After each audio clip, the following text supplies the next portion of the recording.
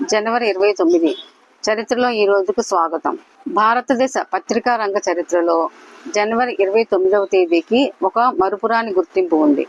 ఎందుకంటే 1780లో సరిగ్గా ఇదే రోజున దేశంలోనే మొట్టమొదటి పత్రిక జన్మించింది. అదే హిక్కీస్ బెంగాల్ గెజెట్. కేవలం 2 పేజీలతో వారానికి ఒక్కసారి మాత్రమే వెలువడే ఈ పత్రిక అప్పట్లో ఒక సంచలనం. అయితే అధికార యంత్రాంగాన్ని ఎండగట్టినందుకు గాను హిక్కీ జైలు పాలు కావాల్సి వచ్చింది.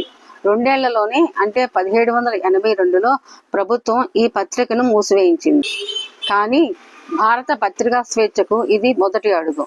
అందుకే జేమ్స్ అగస్టన్ హిక్కీని భారత పత్రికా రంగ పితామహుడిగా పిలుస్తారు. ప్రతిరోజు మన రోడ్ల మీద వేల సంఖ్యలో కార్లను చూస్తూ ఉంటాం. కానీ అసలు ఈ ప్రయాణం ఎక్కడ మొదలైందో తెలుసా? సరిగ్గా 140 ఏళ్ల క్రితం 1886 జనవరి 29న ప్రపంచ చరిత్రను మార్చే ఒక అద్భుతం జరిగింది. అదే ఆధునిక కారు పుట్టుక. జర్మనీకి చెందిన ఇంజనీర్ కార్ల్ బెంజ్ పెట్రోల్తో నడిచే ప్రపంచ మొట్టమొదటి మోటార్ వాహనం కోసం పేటెంట్ దరఖాస్తు చేసుకున్న రోజు ఇది. దాని పేరు బెంజ్ పేటెంట్ మోటార్ వ్యాగన్. అంతకు ముందు వరకు ప్రయాణం అంటే గుర్రపు బగ్గీలే దిక్కు.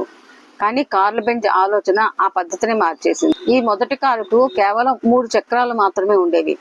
గుర్రాలకు బదులుగా వెనుక భాగంలో ఒక సిలిండర్ గల 4 స్ట్రోక్ ఇంజిన్ అమర్చారు. దీని గరిష్ట వేగం గంటకు 16 కిలోమీటర్లు మాత్రమే.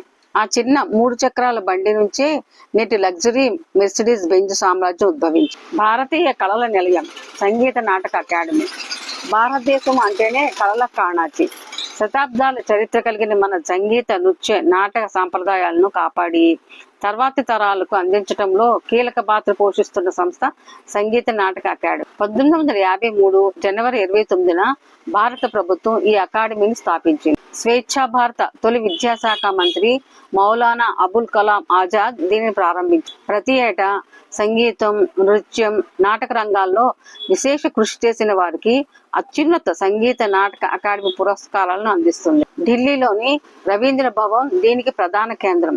కూచిపూడి నుంచి కథాకళి వరకు, కర్ణాటక సంగీతం నుండి జానపద గీతాల వరకు భారతీయతను ప్రతిబింబించే ప్రతి కళకు ఈ అకాడమీ ఒక దేవాలయం. భారతదేశం గర్వించదగ్గ గొప్ప విద్యావేత్త, అద్భుతమైన వక్త మరియు మన దేశపు 2వ రాష్ట్రపతి డాక్టర్ సర్వేపల్లి రాధాకృష్ణన్. తత్వశాస్త్రంలో ఆయన అందించిన జ్ఞానానికి గుర్తుగా 1954 జనవరి 29న భారత ప్రభుత్వం ఆయనను దేశ అత్యున్నత పురస్కారం భారతరత్నతో గౌరవించింది. ఆక్స్ఫర్డ్ వంటి ప్రతిష్టాత్మక విశ్వవిద్యాలయాల్లో ప్రొఫెసర్గా పనిచేసి భారతీయ తత్వశాస్త్రం యొక్క గొప్పతనాన్ని